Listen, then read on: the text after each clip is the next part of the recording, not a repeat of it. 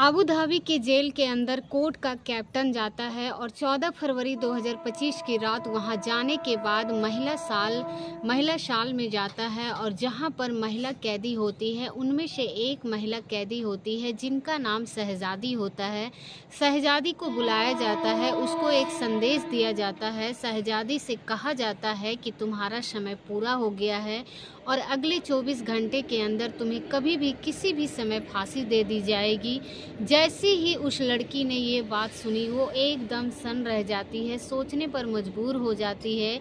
तभी ये कोर्ट का कैप्टन जो होता है उस लड़की से कहता है कि तुम्हारी कोई आखिरी ख्वाहिश हो तो अपनी आखिरी ख्वाहिश बता सकते हो। जैसे ही उस लड़की ने ये बात सुनी उसने कहा कि मुझे मेरे अम्मी और मेरे अब्बू से बात करनी है, क्या आप मुझे बातचीत करा सकते हैं। जैसे ही ये बातचीत कराने की बात कही जाती है ये ऑर्डर दिया जाता है और उस लड़की को फ़ोन दे दिया जाता है। आखिरकार उस लड़की ने अपनी अम्मी और अब्बू को जब फ़ोन लगाया तो सबसे पहले अपने अम्मी और अब्बू को सलाम किया और कहा कि मेरा समय ख़त्म हो गया, अब हम आगे फ़ोन नहीं कर पाएंगे या नहीं पता, ये पता ही नहीं है क्या हो सकता है। मेरी आखिरी कॉल हो, इंडिया में जो केस आप लोगों ने किया है वो केस वापस ले लेना और ठीक है आप लोग अच्छे से रहना, किसी से दुश्मनी मौन मत लेना। जो एफआईआर की है वो उसको कैंसिल करवा देना, वकील से कहना कि केस वापस ले ले, हमें कुछ नहीं चाहिए, बस चाहिए तो सुकून चाहिए। इतना कहने के बाद उस लड़की ने कहा कि रोना मत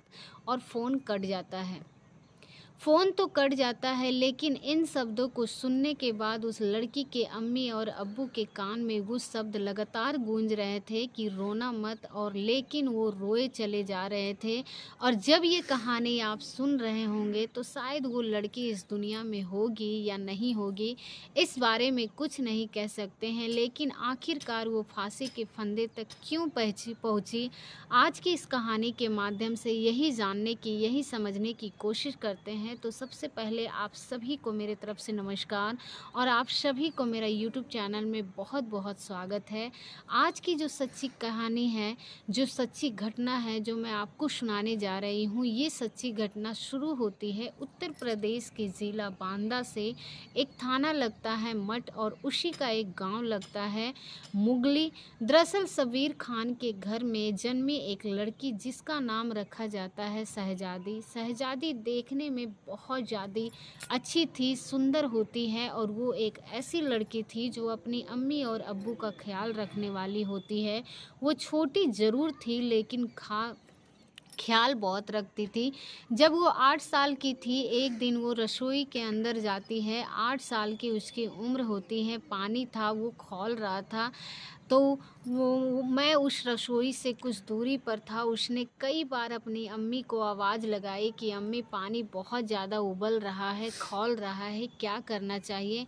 उस लड़की ने कुछ समझदारी दिखाते हुए उस पानी के उस पतीले को उठाया और उठाने के बाद जैसे ही ज़मीन पर रखने की कोशिश की वो पतीला हाथ से छूट जाता है और ऐसा छूटता है कि उसके अंदर से पानी जब निकलता है तो पानी का छपाक उस लड़की के चेहरे पर आके गिर जाता है।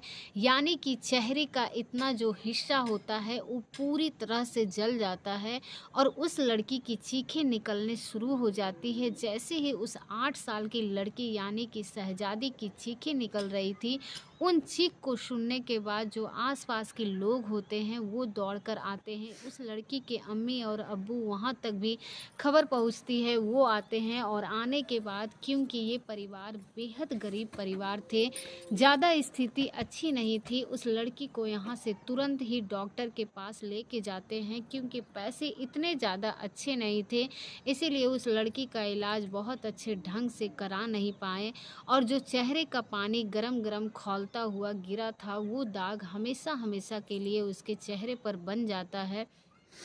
लड़की धीरे धीरे करके बड़ी होने लगती है और जब बड़ी हो रही थी तो उसके जो चेहरे पर जो दाग था यानी कि उसके जो यहाँ से आधे चेहरे पर दाग था वो कभी मिट नहीं पाया और उसने उस चेहरे के दाग के साथ ही जीना सीख लिया था। पढ़ाई भी कर रही थी, पढ़ने में होशियार थी और कहना बहुत मानती थी, सब कुछ उसकी ज़िंदगी में ठीक-ठाक चल रहा था। जैसे-जैसे वो आगे बढ़ रही थी, वैसे-वैसे उसकी ज़िंदगी भी खुशियाँ आने लगी थी, लेकिन आती नहीं थी।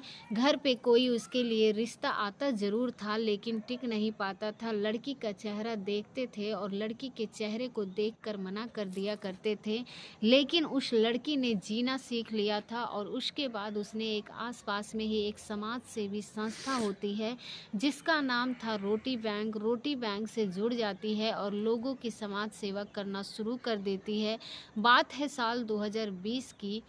कभी वो अपने फ़ेसबुक आईडी पे एक मेल देखती हैं, मेल पे उसे एक नौकरी का ऑफ़र आता है और वो उसके साथ फिर वो कभी अपना चेहरा ढकती नहीं थी, उस चेहरे के साथ ही जीना सीख लिया था। मोहम्मद उज़ैर ने जब उस चेहरे को देखा तो उसने कहा कि तुम तो ठीक हो सकती हो, तुम्हारे सामने तो बहुत अच्छे ऑप्शन हैं, तुम चाहो तो मेहनत कर सकती हो, और उससे वो लगातार मोटिवेट भी करता रहता था। एक दिन उसी की फूफी और फूफा, जो कि यूनाइटेड अरब अमीरात के अबू धाबी शहर में रहते थे, जिनका नाम होता था फैज़ और नादिया बताए जाते थे, वो अबू धाबी में प्रोफेसर होते हैं। उनको ज़रूरत थी एक हाउसमेट की, एक ऐसी लड़की की ज़रूरत थी जो उनके घर पर रह के उनका सारा काम कर सके और उनके जो जैसे वो काम कर पर निकल जाए, वो बाकी लोग उनकी घर की पूरी ज़िम्मेदारी उठा सके। उन्होंने उज़ैर से ये बात कही और उज़ैर ने जब ये बात सुनी तो उसने शहज़ादी को ये ऑफ़र दिया। शहज़ादी, आपको पता नहीं है कि इंडिया की करेंसी में यूनाइटेड अरब की करेंसी में थोड़ा फ़र्क है, यानी कि आज की तारीख की अगर हम बात करें कि फरवरी 2025 की बात करें तो 23 रुपया 60 पैसे का अंतर है यहाँ की करेंसी में, और वहाँ की एक दरम बराबर 60 रुपये। तो सब इसके बारे में बता रहे थे। तो उसने कहा कि वहाँ जो तुम्हें पैसे मिलेंगे, उस पैसे तुम अपनी प्लास्टिक सर्जरी करा सकती हो और अपने चेहरे का इलाज करवा सकती हो, और तुम्हारा चेहरा बिल्कुल पूरी तरह से बदल जाएगा, क्योंकि ये तुम्हारे पास अगर पैसे होते तो जब तुम जली थी, जब 8 साल की थी, तो शायद तभी तुम्हारा चेहरा इतना बुरा नहीं लगता। जब उस लड़की ने ये बात सुनी तो वो लड़की तैयार हो जाती है। उसने कहा कि मुझे करना क्या होगा? वो कहता है, यानी कि मोहम्मद उज़ैर कहता है कि तुम्हें मैं अरब की टिकट वग़ैरह करवा दूँगा, जो मेरी फूफा के पास रहना है, वहीं जाकर अपनी ज़िंदगी सँवार सकती हो। नवंबर 2021 में वो दिन आता है और वो लड़की पहली विदेशी यात्रा करती है और यहाँ से सीधा चली जाती है यूनाइटेड अरब अमीरात के अबू धाबी शहर में, जहाँ वो जाती तो है। कुछ दिन के बाद पता चलता है कि जो उज़ैर है, उसकी जो फूफी है, जिसका नाम नादिया होता है, नादिया प्रेग्नेंट हो जाती है और नादिया को जुलाई 2022 में एक लड़का पैदा होता है, बेटा पैदा होता है, और उस बेटे की देखभाल करना ही इस लड़की को, इनकी शहजादी को बुलाने का मकसद रहा था। जब ये बच्चा पैदा होता है तो इस घर में बड़ी खुशियों के साथ गीत गाए जाते हैं, सब कुछ उसकी ज़िंदगी में ठीक-ठाक चल रहा था, और 6 दिसंबर 2022 को इसको एक टीका लगाना था, और जैसे ही टीका लगता है, टीका लगाने के बाद, क्योंकि ना इस बच्चे की जो माँ होती है वो अपनी ड्यूटी पर चली जाती है और घर के अंदर शहजादी थी, और 4 महीने 20 दिन का वो बच्चा था। नादिया का साथ ही नादिया ही यहाँ पर सांस भी हुई थी। जब ये डॉक्टर टीम आती है, उसने नर्स के जब इंजेक्शन लगाया था, इंजेक्शन लगाने के बाद ही वो बच्चा रोने लगता है और ये खबर दी जाती है नादिया को, तुम्हारा बच्चा बहुत ज़्यादा रो रहा है, क्या करें? वो कहती है कि ये तो एक सामान्य सी बात है, जब इंजेक्शन लगता है तो हो सकता है कि उसको दर्द वगैरह हो रहा होगा, तो परेशान होने की ज़रूरत नहीं है, आराम से उसको दूध पिलाओ और वो सो जाएगा। जैसे ही उसे सुलाया जाता है, वो बच्चा सो जाता है, और कई घंटे बीत जाने के बाद आखिरकार नादिया भी अपनी ड्यूटी से वापस आ जाती है, और वापस जब आती है तो आकर देखती क्या है कि बच्चा बहुत आराम से सो रहा है, लेकिन उसका जो बॉडी का कलर था वो नीला पड़ चुका था। तभी उन्हें लगता है कि कुछ ना कुछ बात है। उस बच्चे को हिलाया जाता है, डुलाया जाता है, लेकिन कोई भी मोमेंट जब नहीं आ रहा था, तब वो पूरे घर को एकदम चिंता की लहर दौड़ जाती है और उसके बाद उस बच्चे को हॉस्पिटल लेकर जाते हैं। जब हॉस्पिटल पहुंचते हैं तो पता चलता है कि उस बच्चे ने दम तोड़ दिया, यानी कि वो मर चुका है। बच्चा मर जाता है। अब ये बात उसके नादिया के पति फैज़ को पता चल जाती है। फैज़ भी जब हॉस्पिटल पहुंचता है तो उसके हॉस्पिटल वालों को आरोप लगाया कि वहाँ के जो स्टाफ थे उसने कहा कि तुमने हमारे बच्चे के साथ कुछ ना कुछ ऐसा गलत किया है जिसकी वजह से इसकी मौत हुई है। अब वहाँ पर काफ़ी कहा-सुनी हो जाती है और ये वापस घर आ जाते हैं और घर लौट के आने के बाद लगभग 36 घंटे बीत जाते हैं, लेकिन उस बच्चे का कोई पोस्टमार्टम वगैरह नहीं कराया जाता है और ये जानने की कोशिश नहीं की गई कि आखिरकार इसके साथ हुआ क्या है, इसकी मौत का मेन कारण क्या है। उस बच्चे का जो कफन दफन होता है वो सब कुछ करा दिया जाता है। जब नादिया को कहीं ना कहीं दुश्मनी सी बन जाती है शहजादी से कि तुम्हारी लापरवाही से ही मेरे बच्चे की मौत हुई है। अब आए दिन किसी न किसी बात को लेकर कहासुनी हो जाती है। कहासुनी लगातार बढ़ती जा रही थी।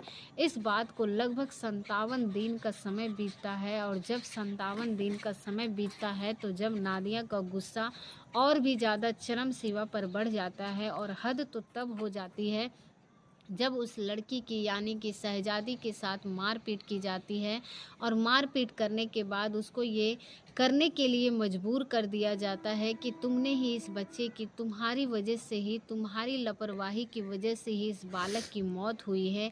इस बात के लिए ये भी जब मीडिया रिपोर्ट में बढ़ाया जाए तो पता चलता है कि इस लड़की को ना केवल मारा पीटा गया बल्कि उसको बिल्कुल न्यूड कर दिया गया। उसको उसके तन पर कोई कपड़े नहीं थे और उसे जब रोज़ पीटा जाता था तब जाकर लड़की को तैयार हो जाती है कि उसने एक वीडियो बनाया जाता है और वीडियो में वो स्वीकार कर लेती है कि हाँ ये सब मैंने किया है। आखिरकार एफआईआर दर्ज कर ली जाती है और ये एफआईआर जब दर्ज होती है फरवरी 2023 में एफआईआर दर्ज होने के बाद मामला कोर्ट में पहुंच जाता है और कोर्ट में जाने के बाद अब निचली अदालत इस पूरे मामले को ध्यान में रखते हुए ये भी दावा किया जा रहा था, बताया जा रहा था कि शहजादी को उस लेवल पर एक अच्छा वकील नहीं मिल पाया। यदि शहजादी को अच्छा वकील मिल जाता तो शायद वो भी इसका पक्ष रखता और निचली अदालत में शायद इतनी पुख्ता तरीके से ये नादिया का केस टिक नहीं पाता, क्योंकि शहजादी को अच्छा वकील जो नहीं मिल पाया और निचली अदालत की तरफ से शहजादी को फांसी का हुक्म सुनाया जाता है और कहा जाता है कि इसको तब तक फांसी के फंदे पर लटकाया जाए जब तक इसकी प्राण न निकल जाए, इसकी मौत ना हो जाए। मामला फिर हाई कोर्ट पहुंचता है। हाई कोर्ट में भी वैसी ही कहानी रखती है जैसी निचली अदालत में रखती है। वहां से भी उसको फांसी की सज़ा का हुक्म सुनाया जाता है। मामला सुप्रीम कोर्ट पहुंचता है और सुप्रीम कोर्ट जब मामला पहुंचता है तो वहाँ भी उसकी निचली अदालत और हाई कोर्ट के फैसले को बरकरार रखा जाता है, यानी कि शहजादी को फांसी के फंदे पर चढ़ाया ही जाएगा। इसके लिए तारीख तय कर दी जाती है और 2 मई 2024 को इसको मौत की सज़ा दे दी जाती है। लेकिन जब ये तारीख आने वाली थी तभी वहाँ पर प्राकृतिक आपदा आ जाती है और प्राकृतिक आपदा आने के साथ साथ वो शहजादी परिवार में से किसी की मौत हो जाती है। ये जो काम एक साथ होना, इसकी लगभग 8 दिन तक यहाँ पर राष्ट्रीय शोक घोषित कर दिया जाता है और जो शहजादी जो फांसी की दी जानी थी 2 मई 2024 को वो फांसी टल जाती है और कहा जाता है कि 20 दिसंबर 2024 के बाद कभी भी इसको फांसी के फंदे पर लटका दिया जाएगा। समय अच्छा खासा मिल जाता है और मई से लेकर सितंबर 2024 तक जब ये जैसे ही इस लड़की के माता पिता को इस बात की जानकारी मिलती है, इसके माता पिता चाहे उत्तर प्रदेश के मुख्यमंत्री योगी आदित्यनाथ हो, चाहे वो भारत के प्रधानमंत्री नरेंद्र मोदी हो, गृह मंत्री अमित शाह हो, फिर विदेश मंत्री, सभी को उसने अपने अपने तरीके से उन्होंने गुहार लगाई और जहाँ जहाँ वो कोशिश कर सकते थे उन्होंने कोशिश भी की और यहाँ तक कि उन्होंने भी नज़दीकी पुलिस स्टेशन होता है वहाँ जाने के बाद मोहम्मद उज्जैर जिसके संपर्क में शहजादी आई थी उसके खिलाफ भी एफआईआर दर्ज कराई जाती है। उस पर भी तमाम तरह के आरोप लगाए जाते हैं कि उन्होंने उस लड़की को प्यार के जाल में फंसाया और प्यार के जाल में फंसाने के बाद उसको कुछ पैसे ऐंठे, उसको जो डॉक्यूमेंट्स थे वो अपने कब्जे में लिए और उसकी जो बेटी है शहजादी उसको यूनाइटेड अरब अमीरात भेज दिया गया और ज़बरदस्ती उससे ये जुर्म कबूल करा दिया गया। कुछ इस तरह की बातें भी मामला यहाँ पर इतना हाईलाइट होता है, सोशल मीडिया पर ये छाने लगता है। अब जहाँ देखो वहाँ पर इसी बात की चर्चा हो रही थी, शहजादी को कब फांसी दे दिया जाए उसके बारे में कुछ पता नहीं। भारत में जिस ने मतलब ज़्यादातर जहाँ पर ये बात पहुँची, हर व्यक्ति ने अपनी तरह से तमाम कोशिशें की और तमाम कोशिश करने के बाद ताकि इसको फांसी टल जाए और जो भी प्रक्रियाएं होती है प्रक्रियाएं से गुजरने की तमाम कोशिशें की। लेकिन एक दिन ऐसा भी आता है 14 फरवरी 2025 की रात को शहजादी के पास कोर्ट का जो कैप्टन होता है वो पहुंचता है और पहुंचने के बाद उससे कहता है कि तुम्हारा जो समय था वो पूरा हुआ और तुम्हें अगले 24 घंटे में कभी भी किसी वक्त भी फांसी दे दी जाएगी। 15 फरवरी 2024 को मैं आपको ये कहानी 16 फरवरी 2025 को ये कहानी आपको सुना रही हूँ। जैसे यह दैनिक भास्कर और कई और अखबारों में ये उसके वेब पोर्टल पर ये पूरी डिटेल के साथ दिया हुआ है। जब मैं ये कहानी सुना रही थी तब हो सकता है कि उस वक्त शहजादी को फांसी दे दी गई होगी या फिर उसके बाद फांसी दे दी जाएगी। आप ये कहानी सुन रहे होंगे तो पता नहीं वो शहजादी जिंदा होगी या नहीं होगी, लेकिन उसके माता पिता ने अपनी बेटी को बचाने की तमाम कोशिशें की। काश जब वो 8 साल की थी तब वो पानी खौलता हुआ उस पानी को खोलते हुए उसने उतारा ही ना होता, उसके चोले से वो अपनी पानी गिरा ही नहीं होता, उसके चेहरे पर वो पानी गया ही नहीं होता, तो शायद वो जलती नहीं और ना कभी जलती हुई उसका चेहरा को पहले जैसा वैसे उसका चेहरा बना रहता और ये जलता नहीं और ना ही जलता तो शायद उसको कभी आबू धाबी जाने की ज़रूरत नहीं पड़ती, उसको कभी पैसे की ज़रूरत नहीं पड़ती और वह एक सामान्य ज़िंदगी जी रही होती। वो लड़की उसका कोई दोष नहीं था, कोई कसूर नहीं था, सिर्फ अपने चेहरे को बदलने के लिए अपने चेहरे के साथ जीने की कोशिश तो कर रही थी।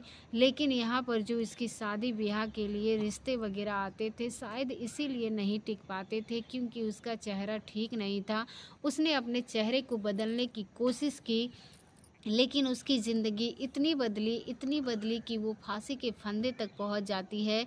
दोस्तों, इस पूरे घटनाक्रम को सुनाने का उद्देश्य किसी को परेशान करना नहीं, किसी का दिल दुखाना नहीं, बल्कि आपको जागरूक करना है, आपको सचेत करना है। शहजादी वाकई इतनी खुदकिस्मत नहीं है कि लेकिन उसके माँ बाप ने जो उसके लिए किया इसकी देखा जाए तो वाकई बहुत खुशकिस्मत है। इसके बूढ़े बुजुर्ग माँ बाप ने बड़ी बेटी को बचाने की हर संभव कोशिश की, जितना उसका वजूद था अपने वजूद से कई ज़्यादा कोशिश की और उसके साथ हज़ारों नहीं करोड़ों लोगों ने कोशिश की, लेकिन शायद कोशिश करोड़ों लोगों से शायद वो कामयाब नहीं हो पाए। और उम्मीद करते हैं कि आपको ये वीडियो बहुत ही पसंद आया होगा और दिल को छू देने वाली ये कहानी है। कैसी लगी आप हमें कमेंट बॉक्स में ज़रूर बताइएगा। मिलते हैं ऐसे ही किसी नए वीडियो के साथ, तब तक के लिए आप सभी लोगों को बहुत बहुत धन्यवाद। और अगर शहजादी को फांसी हो गई होगी तो मुझे पता नहीं, तो आप लोग कमेंट बॉक्स में ज़रूर करके बताइए कि क्या शहजादी अभी ज़िंदा है या फिर उनको फांसी हो गया।